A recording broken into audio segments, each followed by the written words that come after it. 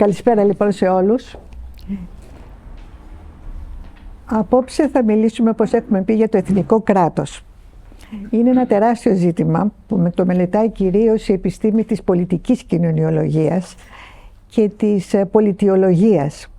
Η πολιτιολογία είναι μία σύνθεση του δημοσίου δικαίου με την πολιτική θεωρία. Η πολιτική θεωρία είναι κατεξοχήν επιστήμη που αναφέρεται ουσιαστικά στους θεσμούς της εξουσίας, στους πολιτικούς θεσμούς της εξουσίας και βεβαίως κατεξοχήν στο κράτος. Θα πω ορισμένα πράγματα από το κράτος για να το συνδέσουμε και με το προηγούμενο μάθημα. Εάν δέσουμε μια τυπική περιγραφή στο κράτος, τυπική, έτσι, λέμε το κράτος είναι ένα σύνολο ανθρώπων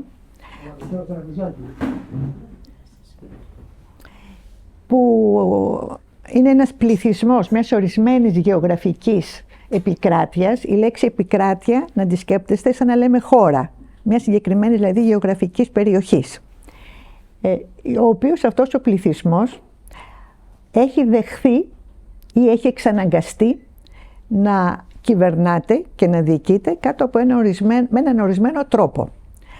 Αυτός ο τρόπος δηλαδή της διακυβέρνησης, ορίζεται από έναν μηχανισμό, θα λέγαμε, πολιτικό, που είναι το κράτος, και σκεφτείτε το εδώ το κράτος σαν μια οργάνωση, έχουμε πει για την οργάνωση, που έχει δηλαδή τη μορφή των τυπικών οργανώσεων.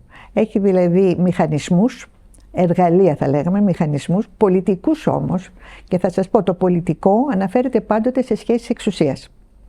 Έχει λοιπόν πολιτικούς μηχανισμούς μέσα από τους οποίους μπορεί να κυβερνά, να ελέγχει και να διαιωνίζει την διακυβέρνησή του, δηλαδή την εξουσία του. Όταν λέμε τώρα πληθυσμό, τα τελευταία χρόνια, δηλαδή μετά από το διαφωτισμό, δεν μιλάμε πια, και παλιότερα, αλλά τώρα πια έχει εγκατασταθεί αυτός ο όρος, δεν μιλάμε για ένα πληθυσμό ουδέτερο, οποιοδήποτε πληθυσμό, αλλά μιλάμε για αυτή τη λέξη που λέμε λαό. Ο λαός δεν είναι παρά ένα σύνολο, υποτίθεται, το βάζω όλα αυτά, είναι θεωρητικά, θα ξανάρθω σε αυτά, κάνω μια εισαγωγή για να μπορέσω να μπω μέσα στο νόημα. Είναι ένας πληθυσμός, ο λαός, που υποτίθεται πως συγκροτείται από ελεύθερους ανθρώπους. Η λέξη λαός στα ελληνικά έχει κοινή ρίζα με τη λέξη ελευθερία στα αρχαία ελληνικά και έχει συγκροτηθεί από τα αρχαία χρόνια διαχωρίζοντας τους ελεύθερους πολίτες από τους σκλάβους. Γι' αυτό είχαμε τους ελεύθερους πολίτες, γιατί όταν έλεγαν οι Αθηναίοι ο λαός των Αθηνών, ήταν οι ελεύθεροι πολίτες, να το διαχωρίσουν από τους άλλους. Ο λαός είναι αυτός που έχει υποτίθεται πολιτικά δικαιώματα ή δεν έχει πολιτικά δικαιώματα, γιατί ο κυρίαρχος μπορεί να τα έχει στερήσει. Θα δούμε τις μορφές της κυριαρχίας. Αλλά πάντως η λέξη λαός σημαίνει ελεύθεροι πολίτες. Το κράτος λοιπόν είναι ένας πληθυσμός σε μια γεωγραφική περιοχή, ένας λαός δηλαδή, όπου η πολιτική του διοίκηση, δηλαδή το πώς αυτός ο λαός διακυβερνάται, πώς επιτυχάνει την ειρήνη ανάμεσα στα μέλη του, καθορίζεται από τη μορφή ενός οργανισμού που λέγεται κράτος. Το κράτος όμως, όπως κάθε θεσμός, δεν είναι ένας οργανισμός χωρίς ψυχή. Και έχουμε πει ότι το κράτος πάντοτε εκφράζει, ο θεσμός δηλαδή, εκφράζεται μέσα από ένα ιδεώδες. Επανέρχομαι λοιπόν στο θέμα των ιδεωδών και αυτού που είπαμε στην προηγούμενη φορά, του θεσμού. Ο θεσμός, είπαμε ξανά, να το σκέπτεστε ως ένα οργανωμένο σύνολο δραστηριοτήτων, έτσι, που είναι υλικές οι μορφές που δραστηριοποιείται και άειλες. Δηλαδή μπορεί ένας θεσμός να έχει υλικά μέσα, ας πούμε χαρτιά, έγγραφα, θέσεις για να κάθεται κανείς, γραφεία, βιβλιοθήκες κτλ. Τα υλικά, αλλά έχει και άειλα. Και τα άειλα είναι ο τρόπος που γίνεται η λειτουργία του θεσμού. Πώς ο θεσμός μέσα από τους ρόλους και την κατανομή των καθηκόντων που έχει, ως μια γραφειοκρατία, να το σκεφτείτε, έχουμε μιλήσει γι' αυτό, περνάει τη δουλειά του, κάνει τη δουλειά του. Όμως ο θεσμός, για να μπορεί να γίνει θεσμός και να μην είναι απλώς μια τυπική οργάνωση, πρέπει να έχει μια ψυχή, δηλαδή να πιστεύει σε ένα ιδεώδες το οποίο το εξυπηρετεί. Στο κράτος, αυτό το ιδεώδες, το υπέρτατο που έχει εγκολποθεί ο θεσμός του κράτους για να μπορέσει να είναι κράτος και να χαίρει της κοινωνικής νομιμοποίησης, είναι το έθνος. Έχουμε λοιπόν το εθνικό κράτος, δεν είναι παρά μία σύζευξη ανάμεσα στο κράτος ως μηχανισμό εξουσίας και το έθνος ως το ιδεώδες που εκφράζει τον θεσμό. Θα σας πω τώρα ξεχωριστά για το κράτος και για το έθνος. Θα τις αναλύσω κάπως περισσότερο αυτές τις έννοιες. Από το 19ο αιώνα θα πάμε καταρχάς σε μια ιστορία του κράτους, μια ιστορία έτσι πολύ χοντρική, για να δούμε πώς φτάσαμε στο σύγχρονο κράτος. Καταρχάς, κράτος λεγόταν από παλιά κάθε μορφή εξουσίας που επιβαλότανε από κάποιους σε άλλους. Και αυτός ο κάποιος, που μπορεί να ήταν ένας ή πολλοί, όριζε τον τρόπο που τους διοικούσε, αλλά και τις μορφές της βίας, της εξουσίας δηλαδή, που επέβαλε. Η εξουσία δεν είναι πάντοτε συντάφτιση της βίας. Η βία μπορεί να υπάρχει, έτσι, αλλά μπορεί και να μην υπάρχει. Δηλαδή το σύγχρονο κράτος έχει ειδικά μέσα για την άσκηση της βίας. Την αστυνομία, ας πούμε, και το στρατό. Δεν υπάρχει κράτος, έλεγε ο Βέμπερ, εάν δεν έχει το μονοπόλιο της βίας. Το κράτος λοιπόν έχει πάντοτε το μονοπόλιο της βίας. Γι' αυτό όταν βλέπετε συγκρούσεις μέσα σε ένα κράτος που έχει το μονοπόλιο της βίας, γιατί κάποιες μερίδες του πληθυσμού δεν δέχονται αυτή τη μορφή του κράτους και δεν δέχονται αυτή τη μορφή της βίας, ξεσηκώνονται επίσης με βία μέσα. Είτε έχουμε σήμερα εκδηλώσεις αναρχικών, παραδείγματος χάρη, ή παλιότερα είχαμε εμφύλιους πολέμους.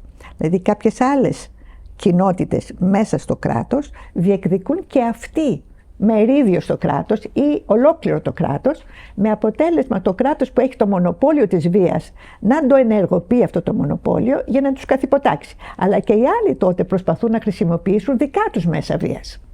Όταν δηλαδή σε μια διαδήλωση πάνε και καίνε τους τενεκέδες των σκουπιδιών για να βάλουν φραγμούς στην επέλαση, ας πούμε, των αστυνομικών δυνάμεων, δεν είναι παρά ένας τρόπος βίας προκειμένου να μπορέσουν να αντισταθούν στο μονοπόλιο της βίας που ασκεί το κράτος. Το κράτος λοιπόν έχει το μονοπόλιο της βίας. Εδώ υπάρχει μια μεγάλη συζήτηση από πότε οι άνθρωποι βάλανε κράτος. Δηλαδή όταν λέμε από πότε, από ποια γεωλογική περίοδο, όχι μόνο ιστορική, αλλά από πότε, από ποια αρχαία χρόνια, από ποια εποχή, την παλαιολιθική, την νεολιθική. Υπάρχει λοιπόν μια μεγάλη φιλολογία, η οποία λέει λίγο πολύ, αυτή είναι μια θεωρία που πιστεύει στην εξέλιξη, δηλαδή πιστεύει ότι το ανθρώπινο είδος ξεκίνησε από τον Αυστραλιοπίθηκο, έτσι, από μορφές ανθρωποειδών, εξελίχθηκε στο Homo sapiens και όσο εξελισσόταν, τόσο εξελισσόταν και διανοητικά και πολιτικοκοινωνικά.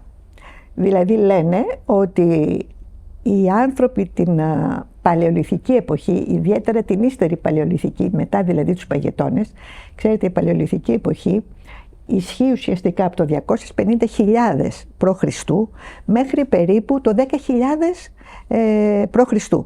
Δηλαδή για σκεφτείτε για πόσες χιλιάδες χρόνια μιλάμε που ο άνθρωπος ζούσε σε μια κατάσταση κυνηγού, λένε, και τροφοσυλλέκτη και χρησιμοποιούσε λίθινα εργαλεία για να μπορεί να βγάζει την τροφή του ή να επιβιώνει.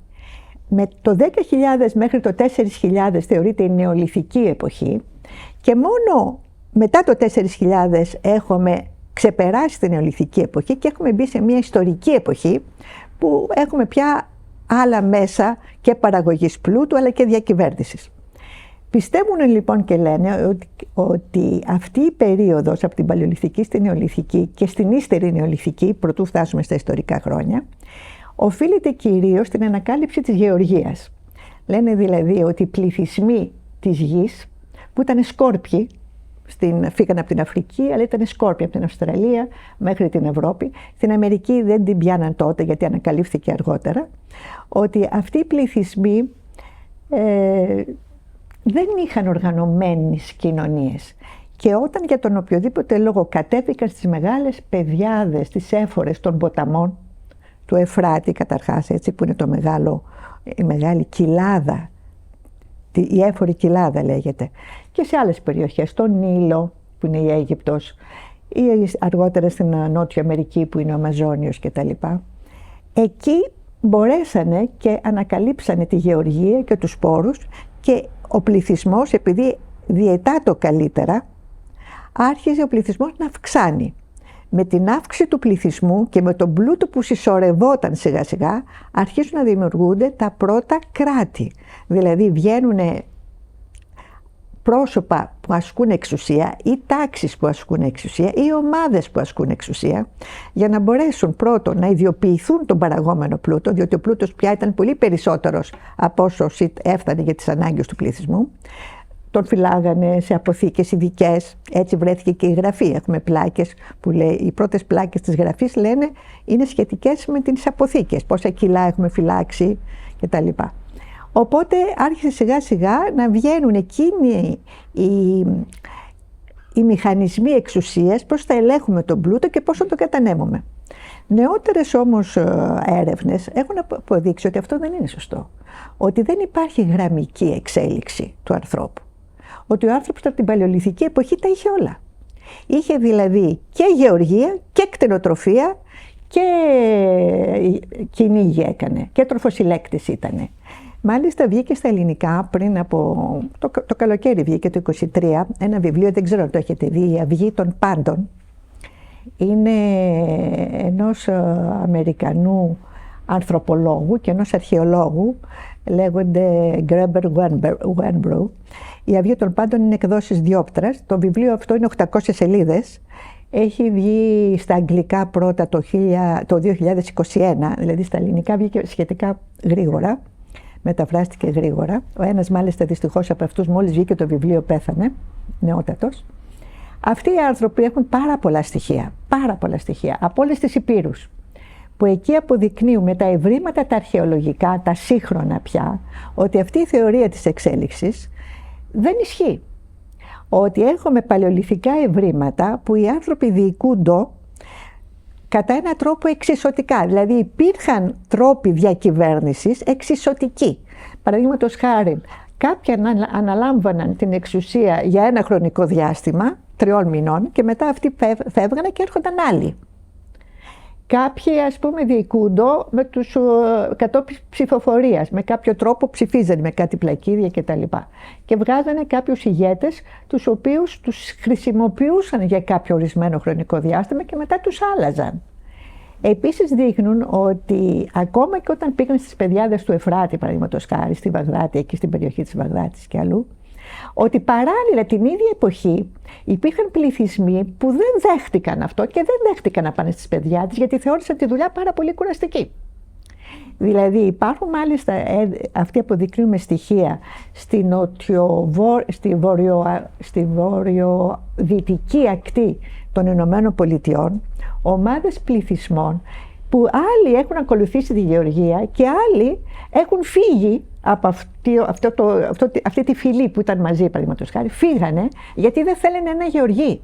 Γιατί το θεωρούσαν πάρα πολύ κουραστικό και λέγανε εμείς θέλουμε να βγάζουμε και να τρώμε όσα χρειαζόμαστε, όχι να συσσωρεύουμε. Ήταν αντίθετη στη συσσόρευση του πλούτου. Η ανθρωπότητα δηλαδή δεν ακολούθησε έναν δρόμο, ακολούθησε πάρα πολλούς δρόμους. Το γιατί τελικά φτάσαμε σήμερα σε αυτό είναι άλλη εξήγηση. Αυτοί προσπαθούν να δώσουν μια εξήγηση, δεν έχει εξηγηθεί πολύ καλά αυτό. Εν πάση περιπτώσει θέλω να σας πω ότι τα πράγματα δεν ήταν μονόδρομος. Και οι μορφές που λέμε εκ των υστέρων, ότι ας πούμε η δημοκρατία στην Ελλάδα, βρέθηκε η δημοκρατία, σε αυτές τις φυλές έχουμε πολλές μορφές δημοκρατίας. Και στους ερυθροδέσμους της Αμερικής έχουμε μορφές δημοκρατίας. Προσέχτε, υπάρχει μια διαφορά σε αυτές τις πρωτόγονες φυλές και το επισημαίνουν αυτοί. Εμείς συνδέουμε τη δημοκρατία, κυρίως από την Γαλλική Επανάσταση και έπειτα, αλλά και από την αρχαία Ελλάδα, με 2-3 έννοιες, δηλαδή ισότητα, ελευθερία, έτσι. Αδελφοσύνη είπανε στην Γαλλική Επανάσταση. Αυτοί αποδεικνύουν ότι όλες αυτές οι φυλές δεν τους ενδιαφέρει η ισότητα. Διότι δεν υπήρχε πρόβλημα ανισότητας. Δηλαδή, μπορεί να είχαν ανισότητα, αλλά τα μοιράζονταν. Όποιος ήταν πιο φτωχός, τον συντηρούσε η κοινότητα και οι υπόλοιποι. Εκεί που έπεφτε το μεγάλο βάρος ήταν στην ελευθερία. Το πρώτο ιδεώδης δηλαδή, της ανθρωπότητας ήταν η ελευθερία. Γιατί ήταν η ελευθερία? διότι όλες οι φυλές πολλές φορές αναγκάζονταν, είχαν εχθρικές συμπλοκές μεταξύ τους, κυρίως με τους γειτονικούς, με τις γειτονικές φυλές, τους γειτονικούς, ας το πούμε, λαούς, ας το πούμε έτσι.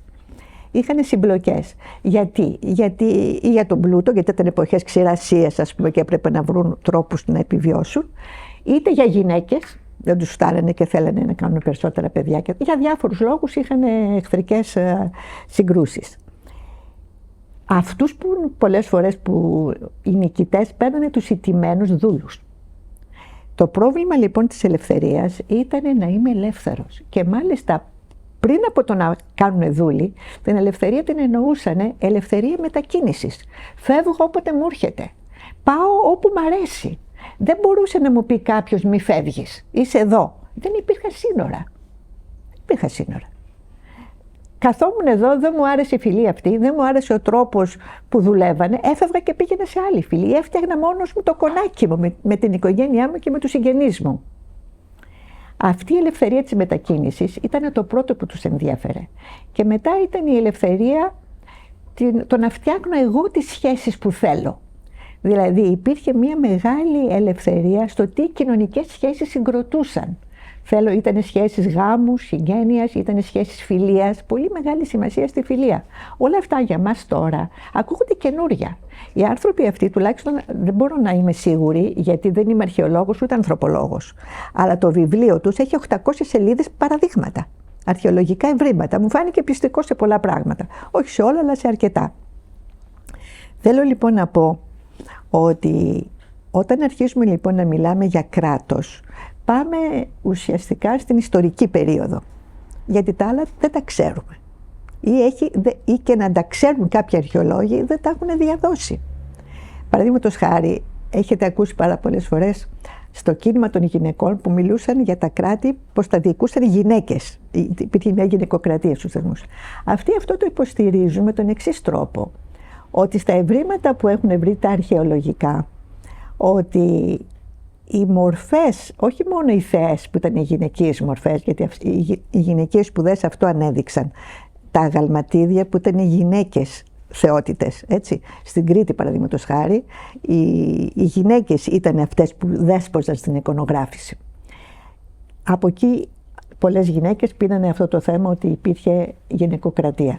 Αυτοί όμως δείχνουν ότι όλη τη δουλειά του σπιτιού, που δεν ήταν μόνο του σπιτιού, ήταν γιατί θέλανε οι άνθρωποι να ζουν καλά. Μαζεύανε λουλούδια, είχαν πολλούς χορούς, πολλά τραγούδια, πολλά στολίσματα. Βλέπουν τάφους σήμερα που έχουν βρεθεί πάνω από την Μαύρη Θάλασσα, Ρουμανία, Ρωσία, παλαιολιθικούς τάφους, που οι θαμμένοι είναι γεμάτοι στολίδια. Τα στολίδια τους δεν ήταν χρυσά όπως στις Μικίνες αργότερα, ήταν κοχύλια, ήταν πέτρες που τους είχαν ζωγραφίσει, και δείχνει ότι όλη αυτή η δουλειά έχει γίνει από γυναίκες. Θέλω να πω ότι η έννοια δηλαδή της διακυβέρνησης, ποια είναι η μορφή του κράτους, δεν είναι κάτι που το ανακαλύψαμε εμείς. Εμείς το εξετάζουμε ιστορικά, από τον καιρό που βρίσκαμε ιστορικά ευρήματα. Τώρα σιγά σιγά η ανθρωπολογία και η αρχαιολογία μας πάει πολύ πίσω. Αλλά εμείς έχουμε μάθει τα ιστορικά χρόνια, ή τα προϊστορικά και τα ιστορικά. Αυτή είναι η παιδεία μας. Για να έρθω λοιπόν στη δική μας την παιδεία, θα έλεγα λοιπόν ότι έχουμε καταρχάς, να σταθούμε και στην Ελλάδα λίγο, έχουμε στα πρώτα κράτη τα ελληνικά που είναι οι πόλεις. Η πόλη, η αρχαία πόλη ήταν κράτος. Έτσι, το λέγανε πόλη, δεν το λέγανε κράτος. Ήταν όμως ένα ειδικό κράτος. Είχε ειδικούς θεσμούς διακυβέρνησης και δεν είχε την έννοια του έθνους. Δεν έχω μιλήσει ακόμη για έθνος, μην τα μπερδέψουμε. Είχε όμως αυτό που λέμε το ιερό, δηλαδή το υπέρτατο αγαθό στο οποίο πίστευε. Και αυτό ήταν η προάσπιση της πόλης. Γι' αυτό ακριβώς το ηρωικό στοιχείο ήταν το υπαριθμόν ένα στοιχείο που έπρεπε να διαθέτει ο ηγέτης των πόλεων. Έτσι. Η λέξη κράτος βγήκε από το λατινικό status, state στα αγγλικά, ετά στα γαλλικά, έτσι όπως ξέρετε, που το status έρχεται από το ελληνικό ρήμα ίσταμε. Ίσταμε σημαίνει στέκομαι κάπου στέκομαι σε ένα κοινωνικό σύνολο. Ίσταμε. Γι' αυτό πολλές φορές λέμε το κοινωνικό σου στάτους ποιο είναι, έχει μείνει αυτό. Όμως η λέξη κράτος βγήκε από εκεί πώς στέκεσαι σε μία μορφή διακυβέρνησης. Ποια είναι η θέση σου, ποιος είναι ο ρόλος σου. Είσαι επικεφαλής, είσαι βοηθός, είσαι υπουργός, είσαι στρατηγός. Μιλάμε για ρόλους. Από εκεί και πέρα έχουμε το στάτους των πολιτών, το στάτους Ρωμάνο, και αυτό το στάτους μεταφέρθηκε στις μεσαιωνικές πόλεις της Δυτικής Ευρώπης, αλλά μεταφέρθηκε σε μια εποχή που διαλύθηκαν τα κράτη. Είχαμε φεουδαρχία. Η Δυτική Ευρώπη, όλο το Μεσαίωνα, δεν είχε κράτη, είχε φεουδαρχίες, είχε φέουδα. Οπότε η έννοια του στάτους ως state δεν λειτουργήσε τότε. Λειτουργούσε ως σύσταμε. Το στάτους του υπότη, το στάτους του φεουδάρχη, το στάτους του δουλοπάρικου. Όχι το στάτους ως θεσμός κοινωνικός. Είχε εκπέσει η έννοια του κράτους. Όταν όμως υπήρχε όμως η έννοια της κοινότητας. Η έννοια της κοινότητας υπήρχε και στην αρχαία Ελλάδα, δηλαδή η πόλη ήταν μια κοινότητα ελεύθερων πολιτών. Έτσι. Αυτό στην Ελλάδα ίσχυσε και σε όλη τη Βυζαντινή Αυτοκρατορία. Δηλαδή η Βυζαντινή Αυτοκρατορία ήταν ένα μεγάλο κράτος, θα λέγαμε σήμερα, μια μεγάλη πολιτική οργάνωση, που μέσα συνυπήρχαν πάρα πολλές κοινότητες εθνικές. Και εδώ ερχόμαστε στην έννοια που λένε σήμερα οι ανθρωπολόγοι, την έννοια της εθνότητας. Αυτή είναι μια έννοια που δεν τη χρησιμοποιούσαν οι αρχαίοι, δεν την ξέρανε. Η λέξη εθνότητα βγήκε από τους σημερινούς ανθρωπολόγους για να χαρακτηρίσουν μια κοινότητα η οποία είχε κάποια κοινά ιδεώδη. Δηλαδή έχουμε την κοινότητα που δεν χρειάζεται να είναι το κράτος της πόλης. Μέσα στην πόλη υπάρχουν κοινότητες. Η κοινότητα των αγροτών, η κοινότητα των εμπόρων, η κοινότητα των ναυτικών, έτσι. Υπάρχουν κοινότητες. Αυτές οι κοινότητες, πέρα από τα κοινά συμφέροντα τα επαγγελματικά, που μπορεί να ήταν και επαγγελματικές κοινότητες, είχαν και κάτι κοινό που τις έκανε εθνότητες μεταξύ τους. Δηλαδή είχαν κάτι κοινό μεταξύ τους αυτές οι κοινότητες που ανήκαν στο ίδιο κράτος, θα λέγαμε, στην ίδια πόλη. Τι ήταν το κοινό? Ήταν οι κοινωνικές πρακτικές, σας έχω μιλήσει για τις πρακτικές, δεν θα επανέλθω σε αυτό το θέμα, που είναι κοινές πρακτικές, δηλαδή εκεί που οι άνθρωποι δουλεύουν μαζί και μέσα από τις κοινωνικές πρακτικές βγαίνουν τα ιδεώδη. Ο τρόπος που λειτουργούν βγαίνει μέσα από τις κοινωνικές πρακτικές. Το πώς θα υφάνω, παραδείγματος χάρη στον αργαλιό, μέσα από πολλές πρακτικές επαναληπτικές βγαίνει η λειτουργία της υφαντικής. Οι εθνότητες λοιπόν είναι κοινότητες, οι οποίες μπορεί να είχαν άλλα συγγενή στοιχεία, αλλά μεταξύ τους οι εθνότητες που ανήκαν στην ίδια πόλη είχαν κάτι κοινό, δηλαδή είχαν κοινή γλώσσα, κοινή θρησκεία και κοινή καταγωγή. Έτσι πίστευαν. Δηλαδή η εθνότητα χαρακτηρίζεται από αυτά τα στοιχεία της γλώσσας, της θρησκείας και της καταγωγής. Αυτό το πράγμα τις έκανε συγγενείς μεταξύ τους. Και πώς φαινόταν αυτή η συγγένεια? Δεν λένε τώρα οι αρχαιολόγοι και οι ανθρωπολόγοι ότι η Ελλάδα, παραδείγματος χάρη, που είναι ένας αρχαίος πολιτισμός, είχε εθνότητες, δεν είχε όμως έθνος. Γιατί?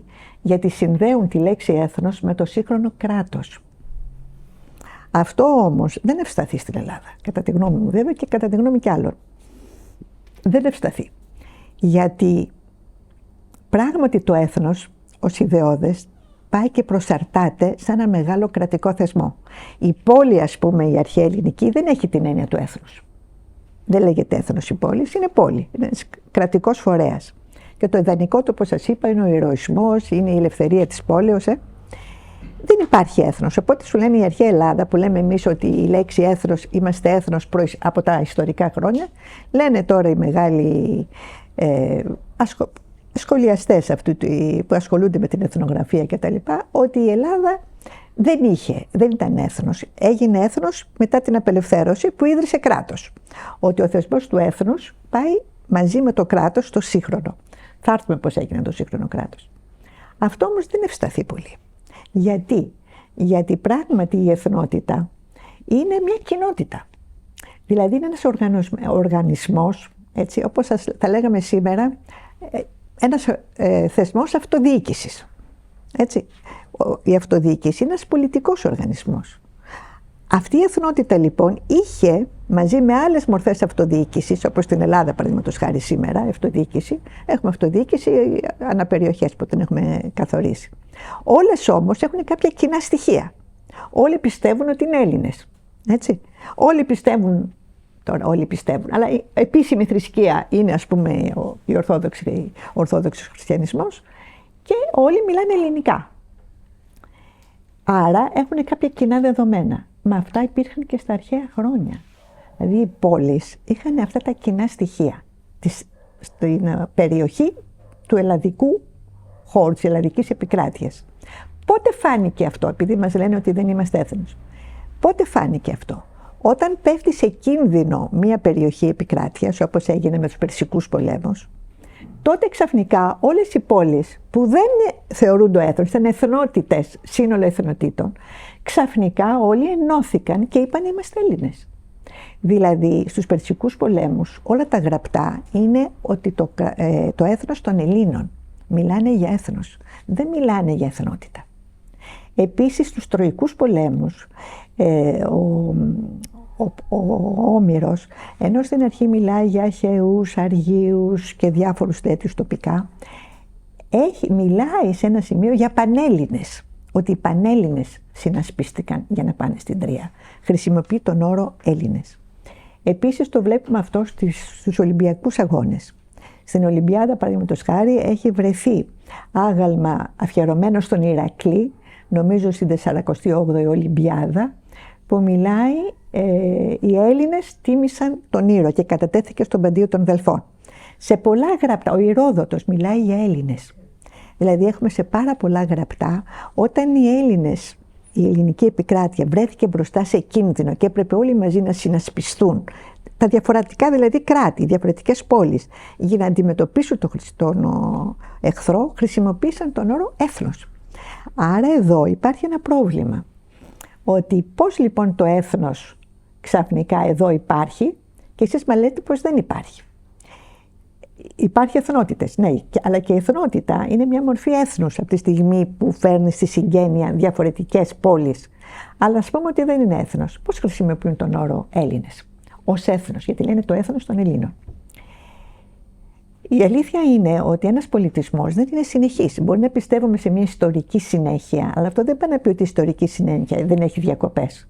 Δηλαδή δεν είναι ιστορική συνέχεια στην ιστορία, δηλαδή μαθαίνουμε η αρχαία Ελλάδα, τα ελληνιστικά χρόνια, τα βυζαντινά χρόνια, ο νεότερος ελληνισμός. Αυτά δεν πάει να πει ότι είναι μια γραμμική εξίσωση και πάνε όλα στη σειρά. Ούτε όμως πάει να πει ότι δεν υπάρχει συνέχεια. Η συνέχεια δεν είναι κάτι που δεν διακόπτεται. Η συνέχεια μπορεί να βρεθεί από κάποιους μύτους, από κάποιες γραμμές που ενώνουν τις διαφορετικές ιστορικές περιόδους. Και αυτό θα το δούμε στην έννοια του πολιτισμού. Εάν δηλαδή διατηρείται ένας πολιτισμός διαχρονικά, διαπιστώνεις αυτή τη συνέχεια παρόλο που αλλάξαν τα πράγματα. Δηλαδή στο Βυζάντιο οι Έλληνες ήταν μια, θα λέγαμε, εθνότητα. Υπήρχαν πάρα πολλές εθνότητες. Δεν ήταν το κράτος των Ελλήνων, ήταν ο κράτος των Ρωμαίων. Μην το ξεχνάμε αυτό. Όμως υπήρχαν μέσα σε αυτή την εθνότητα, μεγάλη ενότητα, υπήρχαν πάρα πολλά στοιχεία που κληρονομήθηκαν από τα ελληνιστικά χρόνια. Τα ελληνιστικά χρόνια ήταν μεγάλες βασιλείες. Επίσης είχαν πάρα πολλούς λαούς μέσα. Οι Σελευκίδες που κυβερνούσαν στην Ασία, στην Δυτική Ασία, είχαν διαφορετικά φύλλα. Και οι Αιγύπτιοι, Πτολεμαίοι και τα λοιπά, είχαν ποικίλες φυλές μέσα. Όμως είχαν κάποια κοινά που τα είχαν πάρει από τον ελληνικό πολιτισμό. Παραδείγματος χάρη, πουθενά δεν καταργήθηκε αυτό που είχαν οι αρχαίοι Έλληνες, η Εκκλησία του Δήμου. Δεν είχε πια τα δικαιώματα η Εκκλησία να εκλέγει τις διοικητικές αρχές όπως είχε στην αρχαία Αθήνα, το πούμε έτσι, τη δημοκρατία. Όμως λειτουργούσε η Εκκλησία του Δήμου για συμφέροντα της πολιτείας. Πώς είναι σήμερα η Δημοτική Αρχή, τι δρόμους θα φτιάξουμε, αλλά εκεί είχαν περισσότερες αρμοδιότητες, είχαν και πολιτικές. Τι θα χτίσουμε, πού θα πάμε, ποιους θα ψηφίσουμε, ας πούμε, ποιον αρχηγό θα βγάλουμε, ποιος πρέπει να είναι αρχηγός του στρατού. Αυτό συνεχίστηκε και στα βυζαντινά χρόνια. Δεν σταμάτησε. Σύντομα από τον 5ο αιώνα και έπειτα στο Βυζάντιο μιλούσαν ελληνικά. Δεν θα μπω περισσότερο στην Βυζαντινή Αυτοκρατορία, γιατί είναι μια μεγάλη ιστορία που θέλει πολύ συζήτηση για άλλη στιγμή. Απλώς θέλω να πω ότι για να δεις τη συνέχεια μιας κοινωνικής κατάστασης και πολιτικής κατάστασης, δεν θα τη δεις ξεκομμένα να πεις πάντοτε είμαστε όπως οι Κινέζοι. Οι Κινέζοι έχουν μια συνέχεια τρομερή. Έτσι. Εμείς δεν έχουμε τη συνέχεια της Κίνας, όμως έχουμε μια πολιτισμική συνέχεια, η οποία βεβαίως εκφράζεται μέσω της γλώσσας. Λέει, λένε πολλοί και προοδευτικοί άνθρωποι, όπως ο Καστοριάδης, που δεν ήθελε να ακούσει για Βυζάντιο, γιατί το θεωρούσε ότι ήταν καταστροφή του ελληνικού πολιτισμού. Δεν ήταν αλήθεια αυτό, διότι το Βυζάντιο έσωσε τα ελληνικά γράμματα. Όλα αυτά που πήγανε στη Δύση από τους Άραβες που λένε ήρθαν τα ελληνικά γράμματα, ήρθανε το Βυζάντιο. Από το Βυζάντιο τα πήρανε οι Άραβες και τα μεταφέρανε στη Δύση. Και μετά οι Έλληνες που χάσανε, που ιτήθηκαν το 1453, οι λόγοι πήγανε στη Δύση. Δηλαδή υπάρχει μια πολιτισμική συνέχεια, η οποία βεβαίως διατηρήθηκε αλλάζοντας κάποια πράγματα. Διότι πια δεν έχουμε τον ηρωικό πολιτισμό, έχουμε ένα θεολογικό πολιτισμό, τον χριστιανικό πολιτισμό. Ο οποίος όμως στη θέση του ήρωα βάζει τον Άγιο. Πάλι βάζει μια ηρωική μορφή που εκφράζει το ανώτερο ιδεώδες της κοινωνίας. Δεν ήταν πια ο Αχιλλέας, δεν ήταν πια ο Περικλής, ας πούμε, ξέρω εγώ. Ήτανε όμως ο Άγιος Αντώνιος, ήταν ο Άγιος Τάδε, η Αγία Τάδε, μορφές ανθρώπων, ηρωικές μορφές, οι οποίες ήρθαν να εκπροσωπήσουν τα ανώτερα ιδανικά αυτής της κοινωνίας. Δηλαδή είχαμε πάλι θεσμούς με ιδεώδη. Εδώ δεν έχουμε κοινωνικούς θεσμούς. Γιατί η βασιλεία του Θεού ήταν πάνω από τη γη. Δεν τους ενδιέφερε το γήινο τόσο πολύ. Παρόλο που δεν τους ενδιέφερε το γήινο, είχαν όμως κρατήσει από τη Ρωμαϊκή Αυτοκρατορία, η οποία τα είχε δανειστεί και από την αρχαία Ελλάδα, πολλές πολιτικές αρχές. Δηλαδή είχαν κρατήσει και τα κόμματα των Πρασίνων και των Βενέτων. Ήταν κόμματα αυτά. Προς την εκκλησία του Δήμου πηγαίνανε, φωνάζανε, ρίχναν αυτοκράτορες, δεν ρίχναν αυτοκράτορες. Ο στρατός ήταν μια μεγάλη δύναμη, η οποία πολιτικά παρενέβαινε. Ρίχναν τον αυτοκράτορα ό,τι ώρα θέλανε. Ο Δήμος είχε αλλάξει τόσες φορές τον αυτοκράτορα. Ο Δήμος και η Εκκλησία. Παρόλο που η Εκκλησία δεν είχε την κοσμική δύναμη που είχε στον Καθολικισμό, παρόλα αυτά στις μεγάλες κοινωνικές αλλαγές παρενέβαινε και ανεβάζαν και κατεβάζαν αυτοκράτορες, οι οποίοι δεν ήταν κληρονομικοί. Αυτό ήταν το αντίθετο με τη Δύση, που εκτυλίχθηκε από τη φεουδαρχία και οι πολιτικοί της άρχοντες ήταν κληρονομικοί, κληρονομικό δικαίο δηλαδή βασίλευαν, και εκλέγονταν μόνο από μία τάξη ευγενών. Δεν μπορούσε ο λαός να επαναστατήσει και να τους αλλάξει. Άρα βλέπουμε μία συνέχεια πολιτισμική που εκφράζεται με διαφορετικούς τρόπους που πολλές φορές τους ξεχνούμε. Δηλαδή έρχονται οι άλλοι και σου λένε δεν είναι έτσι, είναι αλλιώς. Ναι, αλλά πρέπει να δεις η συνέχεια ενός πολιτισμού τι βγάζει και που πάει. Αυτό το λέω για να πω για το αρχαίο κράτος της πόλης. Αλλά από εκεί και έπειτα έχουμε στη Δύση τώρα, ερχόμαστε στη δυτική κοινωνία, που γίνονται οι μεγάλες επαναστάσεις της Αμερικής. Η Αμερικανική Επανάσταση είναι η πρώτη επανάσταση που έριξε, που ήταν εναντίον των Άγγλων, έτσι, το 1776, που ξεσηκώθηκαν ορισμένες αμερικανικές πολιτείες, νομίζω 11, και διώξανε τους Άγγλους και φτιάξανε το κράτος των Ηνωμένων Πολιτειών.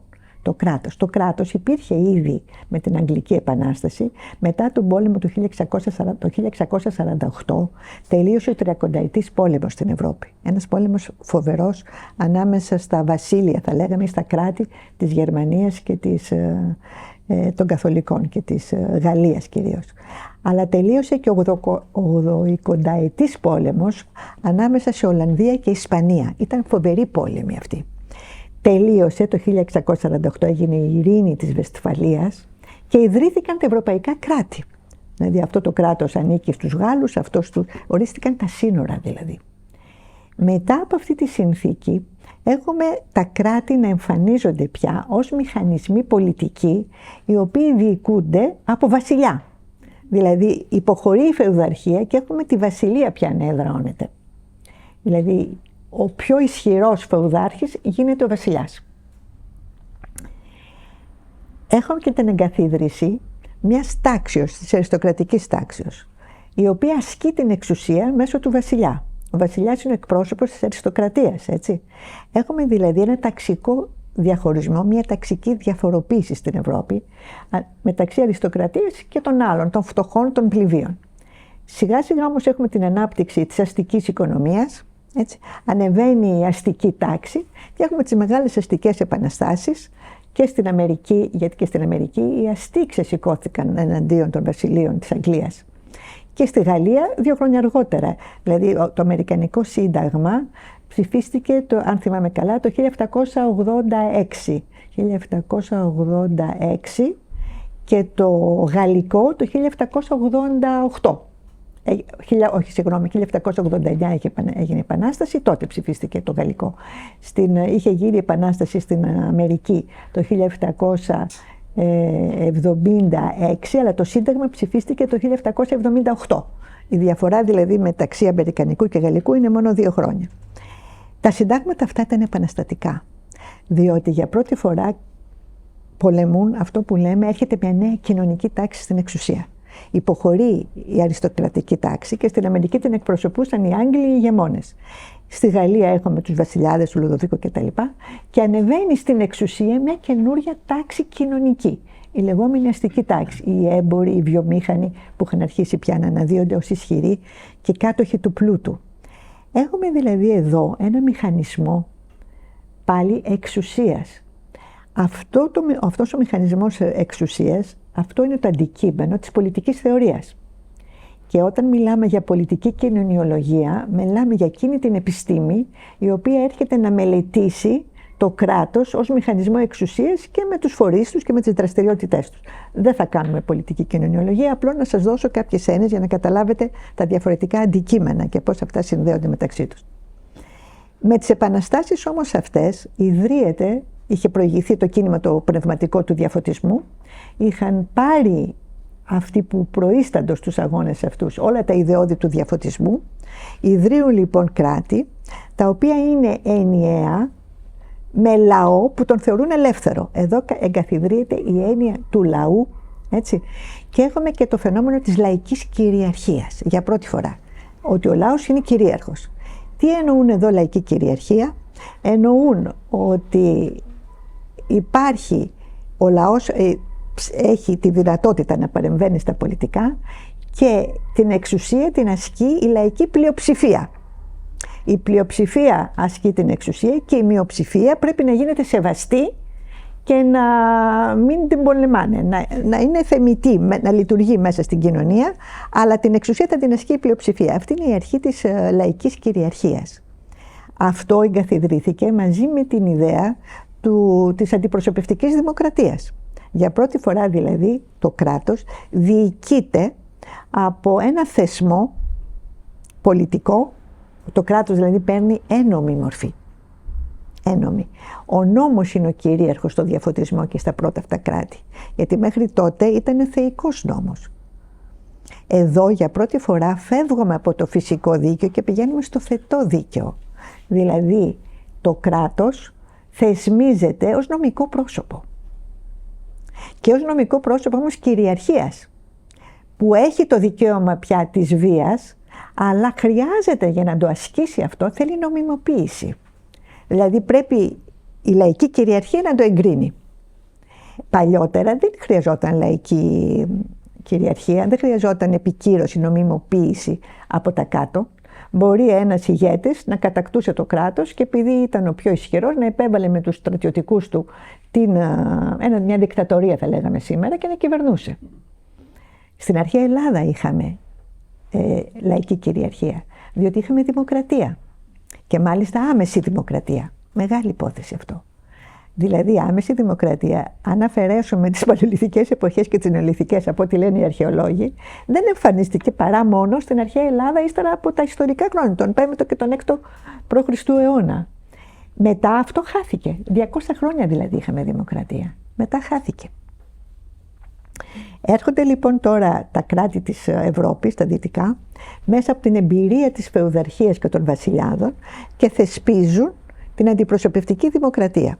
Έχουμε λοιπόν λαϊκή κυριαρχία και έχουμε τώρα το κράτος νομιμοποιημένο από την αντιπροσωπευτική δημοκρατία, δηλαδή από το λαό, νομιμοποιείται να ασκήσει νόμιμη βία.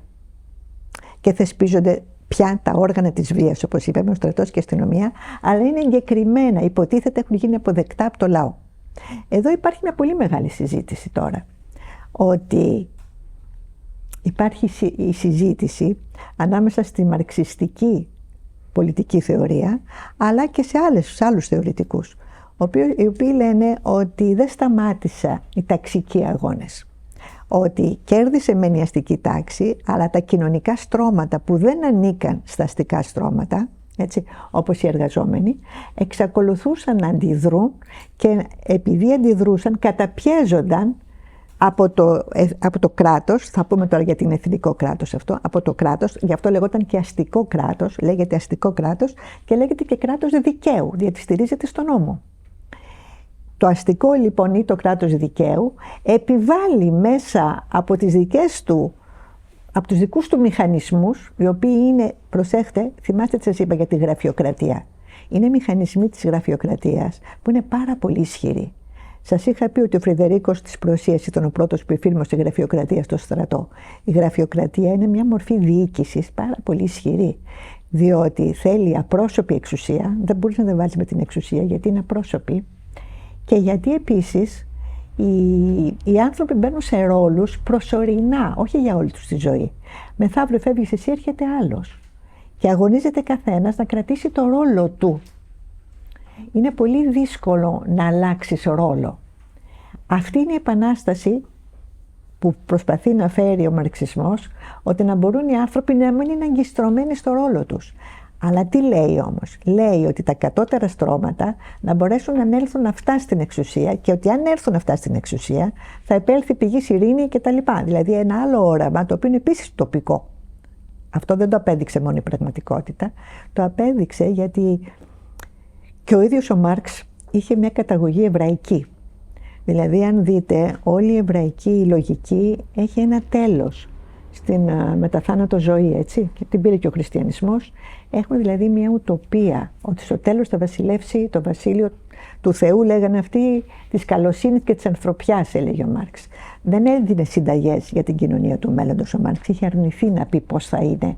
Όμως προσπαθούσε να πει ότι μέσα από την εξελικτική θεωρία θα φτάσουμε εκεί. Γιατί ίσχυε το 19ο αιώνα, ήταν πάρα πολύ ισχυρή η εξελικτική θεωρία.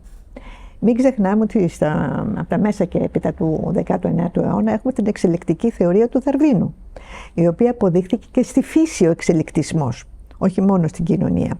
Είχε πολλά δυνατά αερίσματα η εξελικτική θεωρία στο μυαλό των ανθρώπων για να πιστέψουν ότι η κοινωνία δρά κατά έναν τρόπο σε ένας φυσικός οργανισμός και σιγά σιγά θα πάει στην απελευθέρωσή της. Εκτός όμως από τον Μάρξ που έλεγε αυτά, υπήρχαν και πολλοί άλλοι στοχαστές, πολιτικοί κοινωνιολόγοι. Ο Βέμπερ, παραδείγματος χάρη που σας έχω μιλήσει για αυτόν, ήταν κατεξοχήν πολιτικός κοινωνιολόγος ο Βέμπερ, γιατί μίλησε επανειλημμένος για το κράτος. Δεν θα σας πω τις θεωρίες του Βέμπερ για όλα τα κράτη, αλλά ο ίδιος ο Βέμπερ περιέγραψε πάρα πολύ καλά τη σύγχρονη μορφή πολιτικής εξουσίας, δείχνοντας πως είναι μια γραφειοκρατική εξουσία η οποία στηρίζεται στο δίκαιο και διατηρεί την ισχύ της μέσα από τους μηχανισμούς εξουσίας που διαθέτει. Γι' αυτό έχει και το μονοπόλιο της βίας. Αυτά τώρα για το κράτος. Σήμερα τώρα το θέμα είναι ότι στη σημερινή εποχή, θυμάστε που σας μίλησα στο προηγούμενα μαθήματα για τα αυτοαναφερόμενα συστήματα. Εάν πάμε στη θεωρία των αυτοαναφερομένων συστημάτων, βλέπουμε ότι το κράτος το ίδιο, για να μπορέσει πια να λειτουργήσει από τη στιγμή που έχει πάρει πολλές υπηρεσίες υπό τη δικαιοδοσία του, υπό την ευθύνη του, όπως πέραν της οικονομίας που την είχε, αλλά και πέραν της πολιτικής, έχει της παιδείας, έχει της υγείας. Το κράτος θα ρυθμίζει πια όλα αυτά με τους οργανισμούς που έφτιαξε αυτό και που είναι δημόσιοι οργανισμοί. Πέσαμε σε αυτό που είπαμε λειτουργική διαφοροποίηση. Μεγάλες λειτουργίες δηλαδή του κράτους αναλαμβάνονται από μηχανισμούς του κράτους και οργανισμούς που ελέγχονται από το κράτος. Όμως αν αυτό ισχύει, αν ισχύει δηλαδή η θεωρία των λειτουργικών συστημάτων, η πολιτική περιορίζεται επίσης. Γιατί τα συστήματα είναι αυτοαναφερόμενα. Οπότε το κράτος μπορεί να ιδρύει για να λειτουργεί σε ορισμένα πράγματα, αλλά δεν μπορεί να παρεμβαίνει σε όλα αυτά, γιατί τα συστήματα έχουν μια δική τους λογική. Αυτό, όσο περάσαν τα χρόνια, γίνεται πιο έντονο. Δηλαδή, ενώ το κράτος έχει ισχυροποιηθεί στην κοινή συνείδηση, δηλαδή σήμερα μια χώρα, αν δεν έχει κράτος, δεν στέκεται στον κοινωνικό καταμερισμό εργασίας και στην παγκοσμιοποίηση. Γι' αυτό όλες οι χώρες θέλουν κράτος. Γιατί πασχίζουν οι Παλαιστίνοι να έχουν κράτος. Αν δεν έχεις κράτος, δεν γίνεσαι σεβαστός σήμερα στην παγκόσμια κοινότητα. Ενώ λοιπόν το κράτος ως θεσμός διατηρεί πολύ μεγάλη ισχύ στην εποχή μας, όμως η πραγματική του ικανότητα είναι πιο περιορισμένη από ό,τι ήταν το 19ο αιώνα. Διότι ακριβώς υπάρχει μεγάλη λειτουργική διαφοροποίηση και τα συστήματα έχουν εν πολλοίς αυτονομηθεί. Δηλαδή το κράτος, βλέπετε τώρα στα νοσοκομεία, λένε τα νοσοκομεία η υγεία είναι δημόσιο αγαθό, άρα πρέπει να έχουμε δημόσια νοσοκομεία και να ελέγχονται από το κράτος. Και δεν θέλουν την ιδιωτική οικονομία και κάνουν κριτική στο κράτος ότι δεν ενισχύει πολύ το δημόσιο σύστημα υγείας για να ενισχύσει την ιδιωτική πρωτοβουλία. Το κράτος πάλι λέει ότι ναι, αλλά εγώ δεν έχω λεφτά για να κάνω ένα σύστημα υγείας όπως θα το θέλαμε. Θα διαθέσω κάποια πράγματα, αλλά δεν μπορώ περισσότερα. Μετά του λένε ναι ρε παιδί μου, θα διαθέσεις, αλλά αυτά διέθεσέ τα, δώσ' τα. Γιατί μας τα λες ότι θα διαθέσεις, αλλά δεν τα διαθέτεις. Εδώ υπάρχουν λοιπόν δύο λογικές. Η μία λογική η οποία λέει ότι το κράτος, ώστε και να λέει, ακόμα είναι ταξικό, δηλαδή συνδέεται ακόμα με την οικονομία, όσο και να το θέλει, και γι' αυτό ακριβώς έχουμε τις διάφορες κομματικές παρατάξεις, ιδεολογικές κομματικές παρατάξεις, που τώρα έχει αμβληθεί κάπως η ιδεολογία, αλλά πριν κάποια χρόνια ήταν πολύ ισχυρή. Έχουμε δηλαδή τον νεοφιλελευθερισμό, έτσι, που λένε πως είναι η ιδεολογία μιας αστικής τάξης. Έχουμε τον κομμουνισμό που εξακολουθεί να πιστεύει σε μια αταξική κοινωνία. Είχαμε το ΣΥΡΙΖΑ που υποτίθεται πως ήταν μια αριστερά μέσα στο κοινοβουλευτικό σύστημα και με ειρηνικούς τρόπους διεκδικούσε την εξουσία. Τι λένε λοιπόν? Άλλοι λένε ότι δεν προχωρεί η δημόσια υγεία γιατί η κυβέρνηση με τους μηχανισμούς της που έχει ακόμα έχει υποταχθεί στην οικονομία. Δηλαδή το κράτος είναι ταξικά αστικό και γι' αυτό ακριβώς εξυπηρετεί την αστική τάξη. Τώρα, σε αυτό το λόγο λέει η κυβέρνηση ότι δεν είναι αλήθεια, διότι δίνω παροχές, δίνω σούπα, μούπες κτλ. Αλλά δεν μπορώ να δώσω περισσότερα γιατί δεν έχω άλλους πόρους. Και λέει επίσης ότι έχουμε κάνει διαγωνισμούς, αλλά το σύστημα το γραφειοκρατικό, το ΑΣΕΠ παραδείγματος χάρη, αργεί να προχωρήσει τους διαγωνισμούς.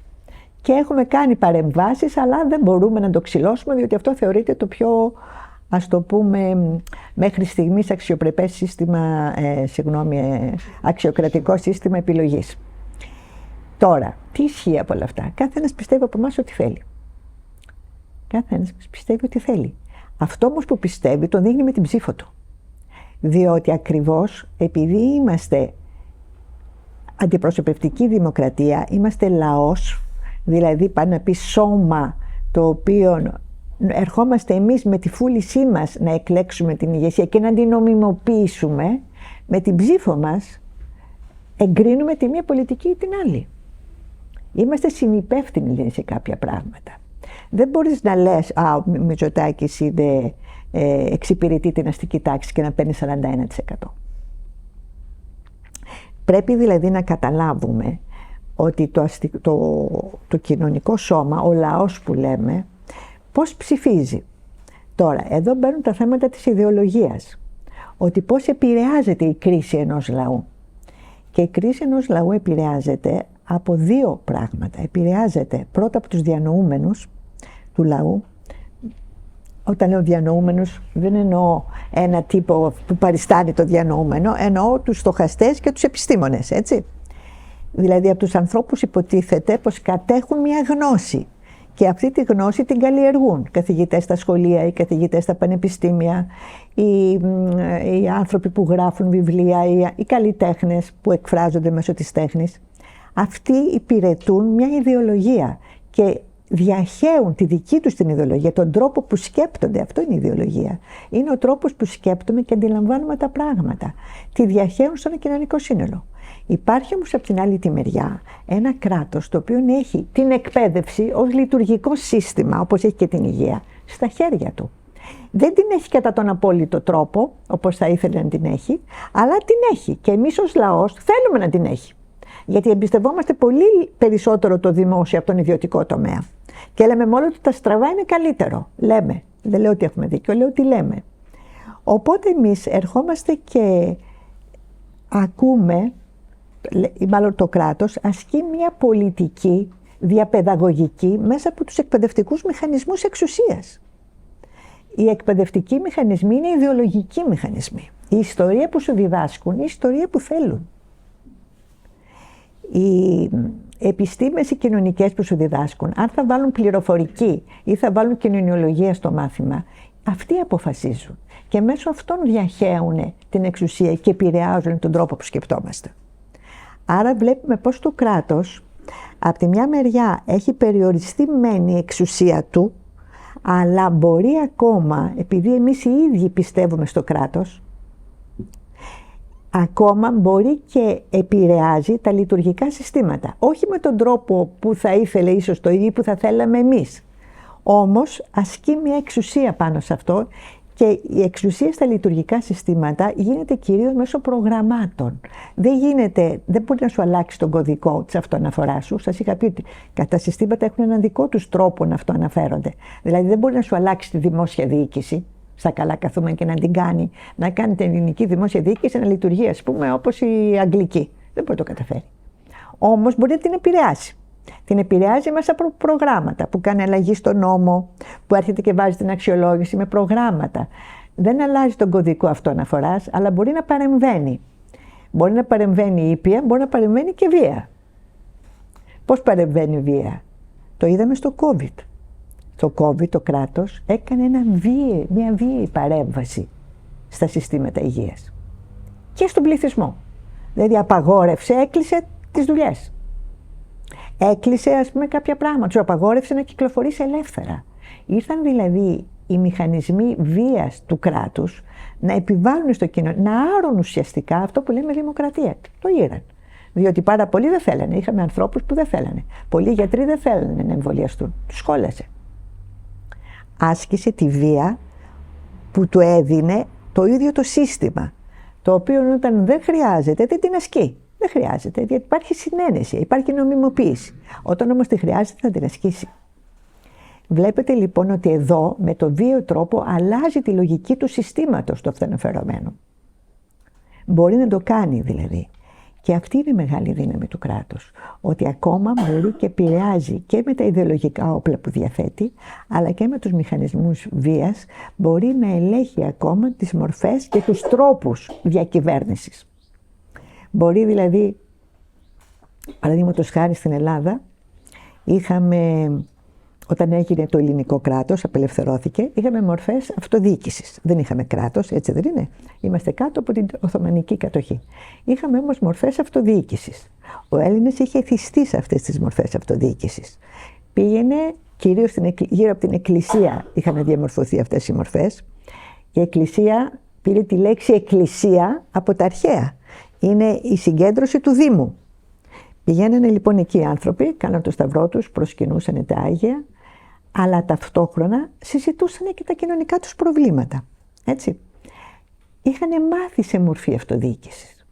Και έρχεται το κράτος και λέει ότι εγώ για να επιβιώσω στη σύγχρονη εποχή του 19ου αιώνα, που είχε γίνει ήδη η Γαλλική και Αμερικανική Επανάσταση, γίνεται η Ελληνική Επανάσταση. Είναι πολύ πρωτοπόρα η Ελληνική Επανάσταση. Έγινε μετά από τις μεγάλες επαναστάσεις. Πριν από την Ιταλική, πριν από τη Γερμανική, κάναμε εμείς στη χώρα μας την Επανάσταση. Και εγκαθιδρύσαμε δημοκρατικές αρχές.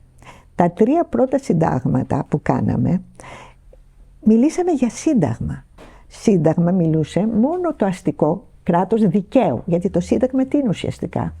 Είναι η πηγή εγγύησης του καθεστώτος, αλλά είναι και η ληξιαρχική πράξη γεννήσεως αυτού του καθεστώτος. Δηλαδή, πώς ιδρύεται το αστικό κράτος? Με το Σύνταγμα. είναι μια λεξιαρχική πράξη γεννήσεως του κράτους, αλλά και ο εγγυητής της νομιμότητας που εγκαθιστά το Σύνταγμα. Γι' αυτό το Σύνταγμα έχει μια σειρά νόμων και άρθρων που διασφαλίζει τον τρόπο της λειτουργίας του και τις μορφές εξουσίας που έχει. Έτσι. Θέλω να σας θυμίσω μόνο στην Αμερική, ας πούμε, στο πρώτο Σύνταγμα που έγινε ήταν τον ΗΠΑ.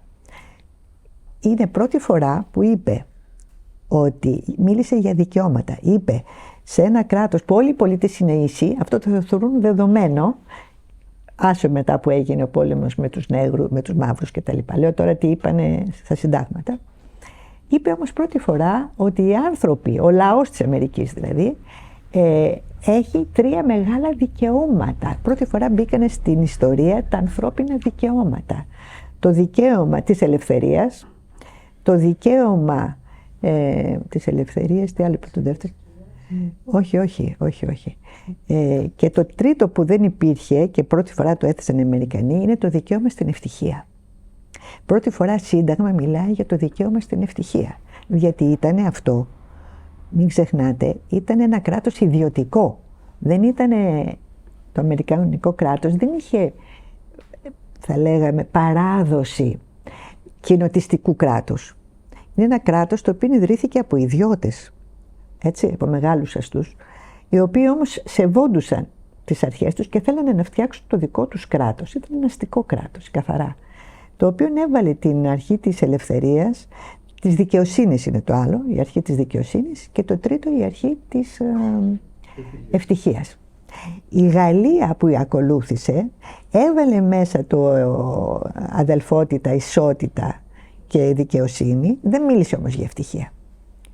Γιατί η ευτυχία δεν αναφέρθηκαν στον πολίτη, ενώ ο Αμερικάνος αναφέρθηκε στον πολίτη, ιδιαίτερα στον πολίτη. Δηλαδή θεμελιώθηκε πάνω στην ελευθερία του πολίτη. Είναι το πρώτο κράτος το οποίο θεώρησε τον πολίτη συστατικό στοιχείο του κράτους.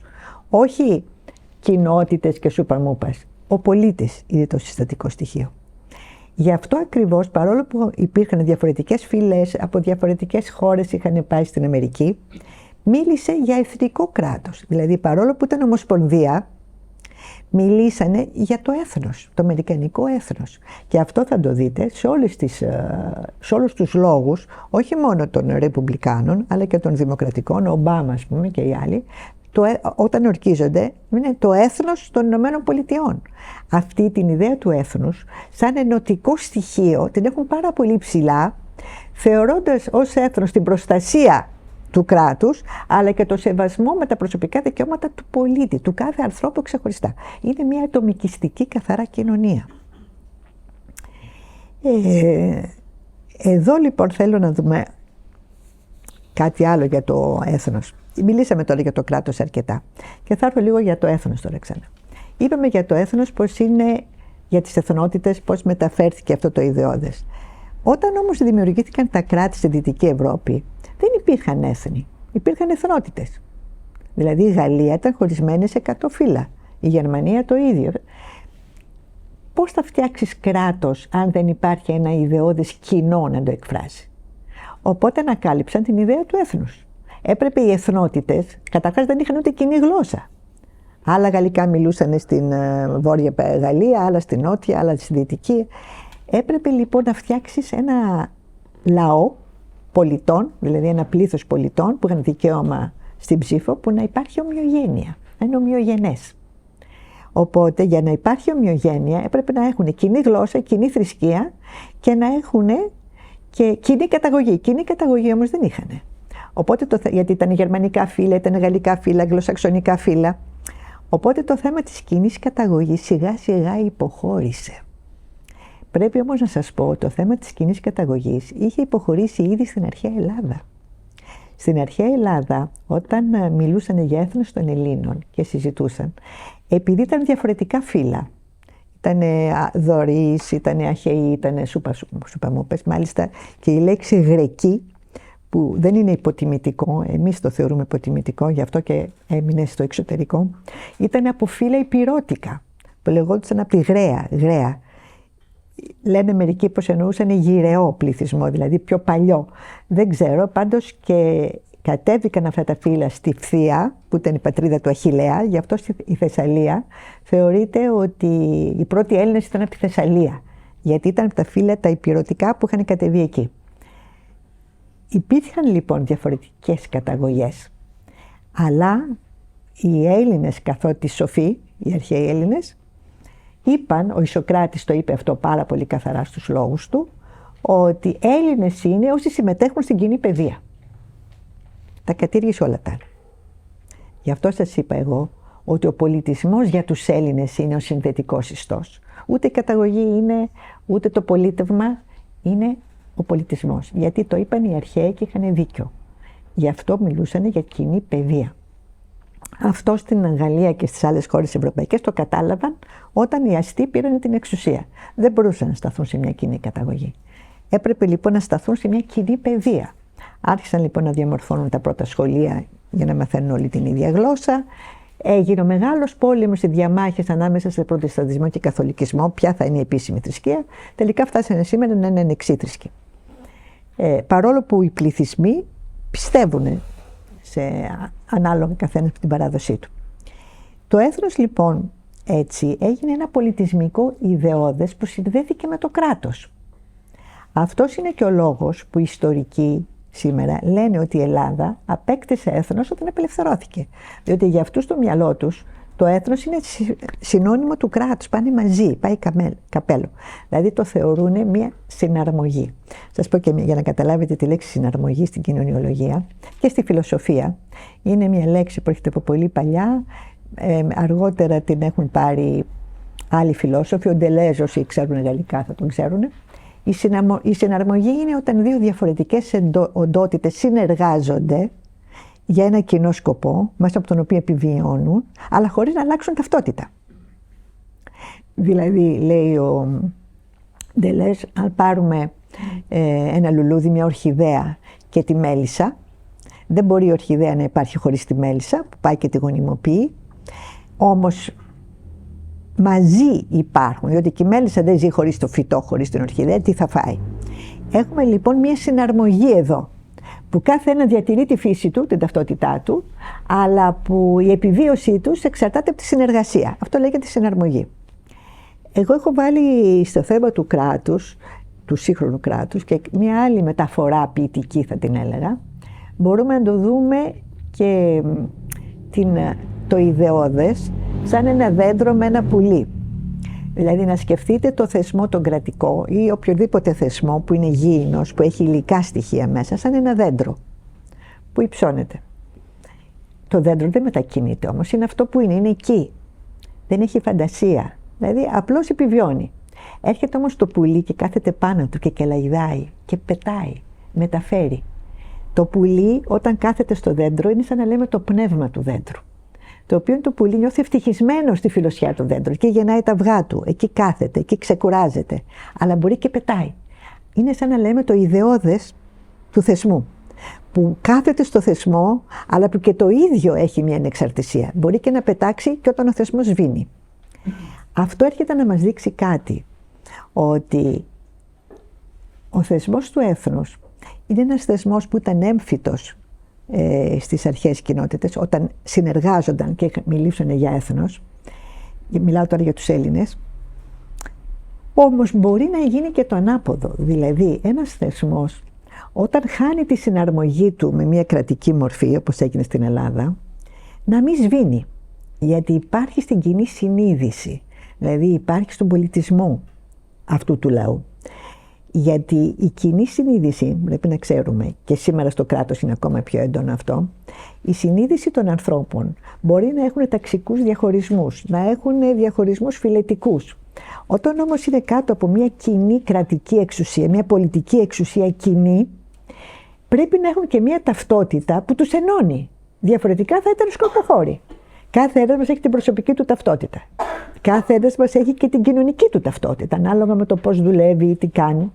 Αλλά πρέπει να υπάρχει και μια άλλη ταυτότητα για να μπορούμε να συνεργαζόμαστε μαζί και να αποτελούμε ένα έθνος που μας διαχωρίζει από τους άλλους. Γιατί το έθνος έχει αυτό ακριβώς, σε διαχωρίζει από τους άλλους.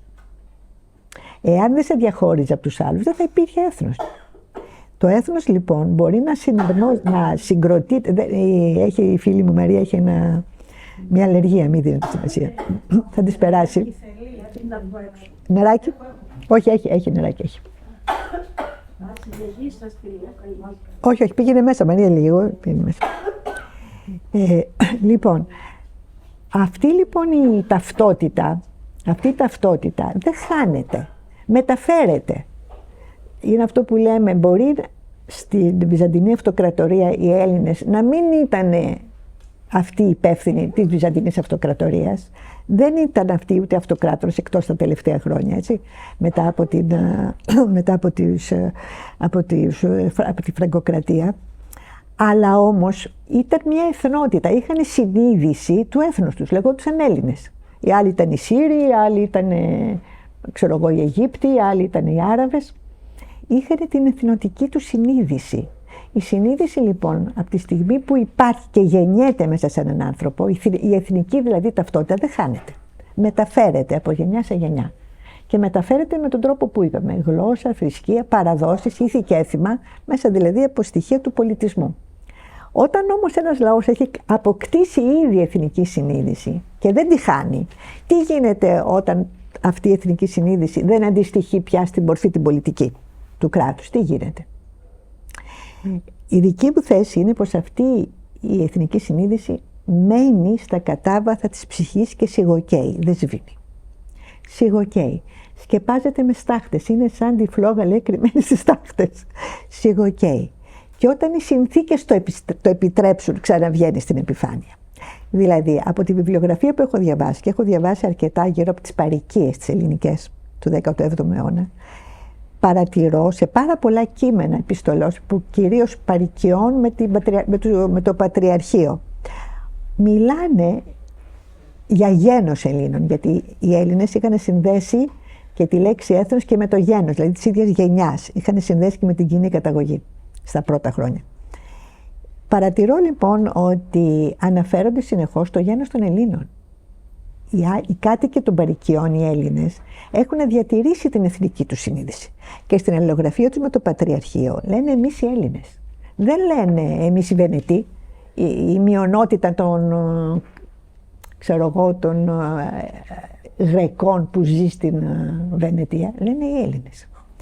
Υπάρχει λοιπόν αυτή η εθνική συνείδηση, απλώς αυτό είναι κάτι, γι' αυτό δεν το διακρίναν οι ιστορικοί που δεν θέλανε να το διακρίνουν, γιατί δεν μελετούσαν μόνο αρχαία Ελλάδα, μελετούσαν γενικότερα, δεν μελετούσαν Ελλάδα ιστορία, μελετούσαν γενικότερα τους πολιτισμούς της Ευρώπης. Δεν βλέπανε ότι όλη η επικοινωνία των Ελλήνων ανάμεσά τους, στα χρόνια της τουρκοκρατίας, γίνονταν με την συναίσθηση της κοινής ταυτότητας μεταξύ τους, των Ελλήνων μεταξύ τους. Με τη συναίσθηση της κοινής ταυτότητας. Όταν λοιπόν πάμε να γίνει η Επανάσταση, αυτή η κοινή ταυτότητα βγαίνει στην επιφάνεια. Το 18ο αιώνα, δηλαδή τα προεπαναστατικά χρόνια, αυτή η ταυτότητα βγαίνει στην επιφάνεια. Κυρίως από τους Έλληνες τους ομογενείς, αλλά και από τους Έλληνες των παροικιών. Ιδρύονται σχολεία να διδάξουν ελληνικά, τα παιδιά σιγά σιγά μαθαίνουν ελληνικά καλύτερα και καλλιεργείται πιο έντονα η ελληνική συνείδηση. Οπότε έχουμε ένα φτερούγισμα, θα έλεγα, ένα άνθισμα της ελληνικής συνείδησης, η οποία οδηγεί στην Επανάσταση. Δεν θα είχαμε Επανάσταση αν δεν είχε καλλιεργηθεί η εθνική συνείδηση. Δηλαδή εδώ έχουμε το έθνος να προϋπάρχει του κράτους και όταν γίνεται το κράτος να ενισχύεται η εθνική συνείδηση. Το λάθος που έγινε σε εμάς και σε πολλά κράτη στην Ευρώπη είναι το εξής, που δεν είχε προβλεφθεί. Είναι ότι το κράτος, όπως είπαμε, έχει θεσμούς. Πάρα πολλούς, έτσι. Έχει μηχανισμούς δηλαδή. Ασκήσεως εξουσίας. Το κράτος δεν μπορούσε να αφήσει μια εθνική συνείδηση που να είναι έξω από την ιδεολογία του. Το πώς αυτός βλέπει τη συγκρότηση της κοινωνίας και πώς θα πρέπει ο λαός του να σκέπτεται. Ελέγχει λοιπόν τους εκπαιδευτικούς και ιδεολογικούς μηχανισμούς το κράτος. Αυτό τι σημαίνει? Πάει να πει ότι ελέγχει την ιδέα του έθνους. Το πολιτισμικό ιδεώδες του έθνους πέφτει πια κάτω από τον έλεγχο του κράτους. Και αντί να έχουμε εθνική συνείδηση, έχουμε εθνοκρατική συνείδηση. Αυτό είναι μια μεγάλη στροφή στην ιδέα της εθνικής ταυτότητας και του έθνους, της ιδέας του έθνους. Πιστεύω ότι οι περισσότεροι από εμάς και όλη αυτή η θεωρία της δεξιάς περί έθνους μιλάνε για εθνοκρατική συνείδηση. Που το κράτος αγκάλιασε την ιδέα του έθνους και τη χρησιμοποίησε για τους δικούς του σκοπούς. Στη Γερμανία τη χρησιμοποίησε, όπως ξέρουμε, για να μπορέσει να επιβληθεί και να κάνει τον πόλεμο. Στην Ιταλία το ίδιο. Όπου έχουμε καθεστώτα αυταρχικά, έχουν χρησιμοποιήσει την εθνοκρατική συνείδηση. Αλλά και στην Ελλάδα έγινε το ίδιο. Και παντού γίνεται το ίδιο. Δηλαδή χρησιμοποιούν την ιδέα του έθνους σαν να είναι κάτι νεκρό που μπορούμε και το χειραγωγούμε. Γι' αυτό ακριβώς, αν δείτε και στα σχολεία, δεν μιλούν για το έθνος. Μιλούν για τις εθνικές γιορτές και έχουν κάνει το έθνος μια σειρά τελετουργιών. Δεν υπάρχει το έθνος σαν ιδεώδες στον ελληνικό λαό, διότι ένα ιδεώδες μετασχηματίζεται χρονικά, γιατί ακριβώς έχει ρίζες στον πολιτισμό. Δεν μπορεί σήμερα να έχεις εθνική ιδέα όπως την είχαμε τον 18ο αιώνα που ήθελε στην απελευθέρωση ή όπως την είχαν οι Βυζαντινοί για το υπερπέραν. Σήμερα η εθνική ιδέα πρέπει να πάρει νέα στοιχεία. Πρέπει να πάρει ότι είμαστε ένα έθνος μέσα σε μια οικουμένη παγκόσμια, ότι έχουμε έναν πολιτισμό δικό μας που πρέπει να τον ενισχύσουμε γιατί έρχεται από πολύ παλιά, αλλά ταυτόχρονα πρέπει να δούμε τι γίνεται γύρω μας. Ότι τι γίνεται με τους μετανάστες, πώς μπορούμε να τους βοηθήσουμε χωρίς όμως να χάσουμε την εθνική μας ταυτότητα, πώς μπορούμε τι θα γίνει με τα σύγχρονα ρεύματα, τα πολιτισμικά των άλλων λαών που μπαίνουν στη χώρα μας ή που εμείς πηγαίνουμε σε αυτούς, πώς θα τα δεχθούμε. Αν έχετε προσέξει ότι σε κάθε χώρα, αν δείτε τα βραβεία Νόμπελ, είναι φανερό. Η μεγάλη λογοτεχνία είναι εθνική λογοτεχνία. Είναι εκείνοι οι λογοτέχνες που έχουν εμπνευστεί από τις συνθήκες της χώρας τους και τα ιδεώδη του έθνους τους. Δηλαδή, εμείς έχουμε 2 βραβεία Νόμπελ, έτσι, και τα οποία και τα 2 είναι εθνικά. Δηλαδή, μιλάνε οι ποιητές μας και ο Σεφέρης και ο Ελίτης έχουν πολύ ανεπτυγμένη την εθνική συνείδηση. Διότι όταν έχεις εθνική ταυτότητα γερή, μπορείς να δεις τον ξένο και να τον καταλάβεις. Τον καταλαβαίνεις γιατί βλέπεις τις διαφορές. Λες, ας πούμε, ο Ισπανός είναι διαφορετικός από μένα. Πού είναι διαφορετικός? Σε αυτό σέβεσαι, σέβεσαι τη διαφορά. Και τη δέχεσαι όμως εκ προημίου, όχι για να αλλάξεις, αλλά για να συνεργαστείς. Να εμπλουτίσει ο ένας πολιτισμός τον άλλον. Εάν όμως πας στην εθνοκρατική ιδεολογία, το βλέπεις εχθρικά. Ότι έρχεται να κυριαρχήσει επάνω μου και το αρνούμε. Δηλαδή, η ιδέα του έθνους είναι ένα ιδεώδες αγαθό που θα λέγαμε, ένα ύψιστο αγαθό. Η εθνοκρατική συνείδηση είναι ένας μηχανισμός ισχύως, που σε διαφορίζει από τον άλλον για να περάσει το κράτος στις δικές του πολιτικές. Αυτά ήθελα να πω περί έθνους. Νομίζω ότι όσοι εδώ είπαμε αρκετά, έχει περάσει η ώρα. Να κλείσω με την ηγεσία, να πω 2 λόγια. Τελειώσει. Το παράκανα δηλαδή. Θα ολοκληρώσω θα είμαι πολύ σύντομη, θα ολοκληρώσω με το θέμα της ηγεσίας. Το κράτος διοικείται, αφού είναι οργανισμός, έχει μια ηγεσία. Η ηγεσία του κράτους μπορεί να είναι στα κοινοβουλευτικά κράτη, εκλέγεται όπως είπαμε από το λαό. Το πώς εκλέγεται από το λαό έχει μηχανισμούς, είναι τα κόμματα τα οποία προβάλλουν κάποια πρόσωπα. Τώρα, όσο οι θεσμοί, όσο δηλαδή τα συστήματα, τα αυτοαναφερόμενα που ανήκουν στο έθνος, δηλαδή η υγεία, η εκπαίδευση, η δικαιοσύνη, η κουλτούρα, η θρησκεία κτλ. Είναι συστήματα αυτονομημένα που είναι σοβαρά και σεβαστά.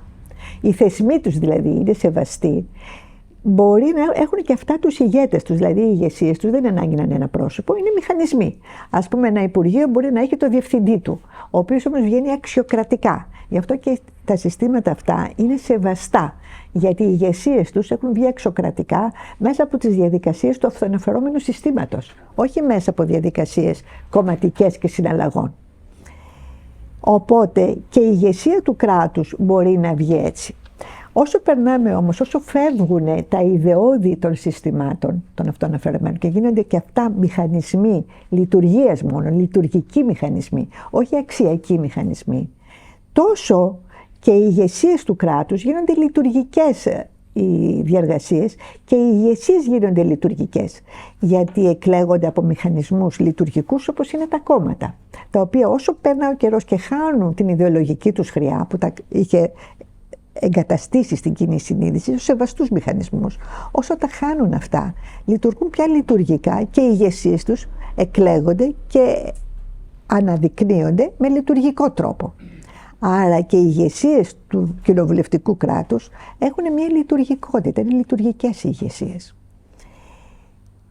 Βλέπουμε παραδείγματος χάρη στην Αμερική, λένε ποιος ηγέτης θα είναι πιο ικανοποιητικά λειτουργικός. Μας συμφέρει του Δημοκρατικού Κόμματος ή του Ρεπουμπλικανικού Κόμματος. Οι μεν λένε τούτο, οι άλλοι λένε το άλλο. Και βλέπετε σήμερα λέμε, μα δεν υπάρχουν ηγέτες. Δεν υπάρχουν ηγέτες γιατί εκλέγονται λειτουργικά. Στην Ελλάδα όμως έχουμε ένα περίεργο φαινόμενο. Ενώ είμαστε ένα κράτος δικαίου, έτσι, ένα κράτος αστικό είμαστε, δεν είμαστε ένα κράτος αυταρχικό, με κοινοβούλιο, έχουμε όλους τους μηχανισμούς του κράτους δικαίου. Όμως οι θεσμοί μας, ακόμα στους Έλληνες, δεν είναι σεβαστοί. Οπότε δεν έχουμε βγάλει ηγέτες μέσα από θεσμούς που να ξέρεις ότι αυτός πραγματικά είναι αυτός και ο άλλος. Οπότε ή εκλέγεται λειτουργικά μέσα από τα κόμματα, έτσι το κόμμα ψηφίζει τον ηγέτη του και βγάζει κάποιον με λειτουργικό τρόπο, εκτός εάν, και που αυτό ισχύει πάρα πολύ στην Ελλάδα, εκτός εάν κάποιος ηγέτης μέσα από τους κομματικούς μηχανισμούς έχει ιδιαίτερη ικανότητα και ξεχωρίζει πια ως προσωπικότητα. Και έχουμε σε αυτή την περίπτωση χαρισματικές ηγεσίες. Γι' αυτό οι Έλληνες, επειδή είναι απογοητευμένοι από τους θεσμούς, απογοητευμένοι από τη λειτουργικότητα της αναδείξεως των ηγεσιών, γιατί δεν εκλέγονται με αξιοκρατικά κριτήρια, καταφεύγουν πολλές φορές σε χαρισματικούς ηγέτες. Και σου λένε, ας πούμε, μωρέ, ποιον έχουμε τώρα, τι είναι αυτός. Ξέρω εγώ, και πάνε στον Ανδρέα του Παπανδρέου, που στην εποχή του βέβαια είχαμε άλλα να πούμε γι' αυτόν, αλλά τώρα τον βλέπουμε σαν χαρισματικό ηγέτη. Πάνε στον Κωνσταντίνο τον Καραμανλή, τώρα τα τελευταία χρόνια, ενώ τις τελευταίες δεκαετίες, έτσι, μιλάνε με πολύ μεγάλη εκτίμηση για τον Βενιζέλο, που στην εποχή του τον είχαν διώξει. Δηλαδή, εδώ τώρα κοντεύουμε να μιλάμε και για το Μεταξά με λόγια επενετικά. Δηλαδή, οι Έλληνες είναι τόσο απογοητευμένοι από τις λειτουργικές ηγεσίες που διαθέτουν και επειδή δεν έχουν θεσμούς αξιοκρατικούς για να βγάλουν σοβαρούς ηγέτες, προσπαθούν να βγάλουν ηγέτες χαρισματικούς, προσπαθούν να τους βρούνε. Και επειδή δεν τους βρίσκουν, όλοι λέμε, μα δεν έχουμε ηγέτες. Μα ούτε η Ευρώπη έχει ηγέτες. Αλλά δεν υποφέρει από αυτό. Εμείς υποφέρουμε από αυτό. Αυτοί δεν υποφέρουν από αυτό. Γιατί το κράτος τους λειτουργεί. Έτσι. Δεν λειτουργεί όταν χάνει τους μηχανισμούς της νομιμοποίησης. Μέχρι στιγμής τους έχει τους μηχανισμούς νομιμοποίησης. Έτσι. Ας πούμε η Παλαιστίνη που δεν μπορεί να εκλέξει ηγέτη. Έχει ηγέτη η Παλαιστίνη. Πώς λέγεται αυτός. Δεν τον σέβονται, διότι δεν έχει καμία δύναμη εξουσίας. Πιο πολύ σέβονται τη Χαμάς, ανεξαρτήτως αν πολλοί αντιδρούν, διότι έχει πάρει μηχανισμούς της βίας και τους ελέγχει. Ελέγχει κάποιους μηχανισμούς βίας. Γι' αυτό γίνονται σεβαστοί. Διότι ο άλλος δεν είναι ούτε χαρισματικός ηγέτης, ούτε διαθέτει μηχανισμούς βίας. Οπότε σου λέει ένας τυπικός ηγέτης για να σηματοδοτήσει την έννοια του κράτους, το οποίο όμως είναι ένα κράτος το οποίο δεν υπάρχει. Είναι ένα κράτος κατ' όνομα, δεν είναι ένα κράτος ουσιαστικό, γιατί δεν έχει από κάτω του τους μηχανισμούς, τους νομικούς που το νομιμοποιούν ως κράτος στην παγκόσμια κοινή γνώμη. Το είπα αυτό για να πω για το κράτος και για τον ηγέτη του και να σας πω το εξής, ότι ήταν πολύ της μόδας πριν από κάποια χρόνια και ιδιαίτερα με τον κορονοϊό ξαναβγήκε στην επιφάνεια μια θεωρία ενός Γερμανού πολιτιολόγου αρκετά ισχυρού, του Καρλ Σμιτ, όχι Σμιθ, Σμιτ. Ο Καρλ Σμιτ ήταν ναζιστής. Ήταν θειασότης της ναζιστικής διακυβέρνησης και της ναζιστικής άποψης για τα πράγματα. Αλλά και ο Χάιντεκερ, που ήταν μεγάλος φιλόσοφος, ήταν. Απολογήθηκαν αυτοί και οι δύο. Ήταν όμως μεγάλος πολιτιολόγος, πολύ μεγάλος. Αυτός έβγαλε μια θεωρία η οποία σε πολλά σημεία αποδεικνύεται ότι ισχύει. Αυτός είπε ότι ηγέτης του κράτους ή η ηγεσία, να μην είναι πρόσωπο, να είναι ένας μηχανισμός, να είναι μια, ας το πούμε ένα επιτελείο ηγετικό, εξαρτάται, είναι πράγματι ηγετικό όταν μπορεί να ελέγχει το μηχανισμό εξαίρεσης, την κατάσταση εξαίρεσης. Τι είναι η κατάσταση εξαίρεσης?